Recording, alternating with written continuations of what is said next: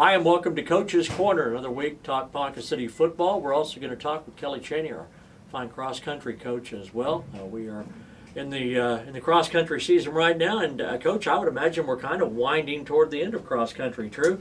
We are. It's getting cooler weather, and we only have a few meets coming up. This Thursday, we travel to Owasso, and this past week we went over to Cleveland because of a conflict. Tulsa Hale had canceled their meet, so we didn't have time to get into the OSU meeting, so we just got into Cleveland and competed against some of the smaller schools, and UConn was there as well. So we competed there, but we have Owasso this week, and then the week after that is a bye week.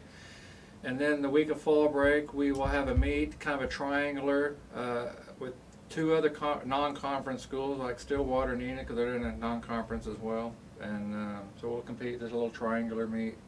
And then after that will be the regionals, and then they have the state meet. So it's getting close to the end of the season for us.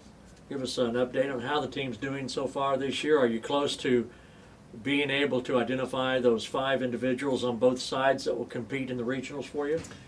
Actually, right now we have as many as 9, maybe 10 boys who's competing for those top 7 spots. And the last 3 weeks it's changed, anywhere from 2 to 3 students, runners on each one.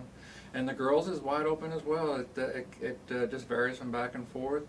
At the Cleveland meet, we had runners that dropped as many as 30 seconds from just running 4 days before at the Edmond meet. And some of the girls did the same thing. So when they're dropping that much time, and it's happening because of what they did all summer long, and it's also happening because after practice is over, someone will go home and run an additional 2 or 3 miles on their own, and the girls are doing that, and so whoever does it the most is the ones who's going to end up on the top 7 for our varsity at regionals. Wow, and the cooler weather kind of it brings out the best in them, doesn't it? Everybody likes the cooler weather, so it's really nice to be able to do that, and because of the heat, you know, you're limited on how many miles you can put in practice, but the cooler weather you can do double workouts with no problem. Has any of the individuals kind of separated themselves though?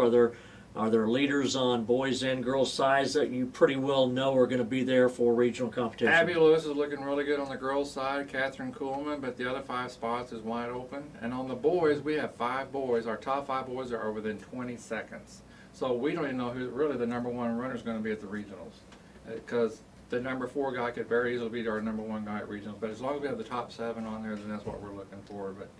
But it's very competitive, and we like doing that right now. It looks exciting for the team. You've been on both sides of that, where you had a secure group, and now you've got we're an unknown sort of. There's probably advantages and disadvantages to both of those scenarios. It is. We have 4 seniors on the team, and 2 of those seniors had not been on varsity before. But we've had years where in the 90s where we knew who the top 7 was, you know, in the middle of June and July. But this year, you know, it was wide open because we have a lot of younger kids. We have 2 freshmen right now and a sophomore who's on the varsity, and so this is new to them. So in a way, it's challenging for them, but it looks good for next year for those kids. What course will you be running on in the regional competition? At regionals, we're going to O'Brien Park, where it's been the last 2 years, and running there. And then the state meet will be at Santa Fe and Edmond. Who are on the boys' side and then on the girls' side, respectively? Who are the top teams to beat? Right now, I know Jinx and Union and Owasso probably be the top 3 teams, but they will also send probably 1 or 2 Oklahoma City area teams, because we don't have the 16 teams on the east side, so they'll send 2 or 3 of those schools, and we don't know yet if it's going to be a Edmond Santa Fe or Edmond North or one of the Edmond or Moore schools. So it's just kind of up in the air right now. Girls, same sort of thing. Is it Jinx and Union? Yes, Jinx and Union usually. Wow. And Owasso as well. Those bigger schools continue to have more runners to choose from, but not a whole lot more than you, because you've got as many kids out as you've ever had, haven't you? We've got about 70 kids out, and it's nice to be able to coach junior high and high school and have the right kind of coaching there, and so they grow up with the older kids. I know at some schools like Enid and whatever, they do have a junior high program, but they never deal with the high school runners, and they don't even know their names or anything. And it's like you're in a different town. So I really like to be able to train the high school and junior high together, and they get to run and compete with them.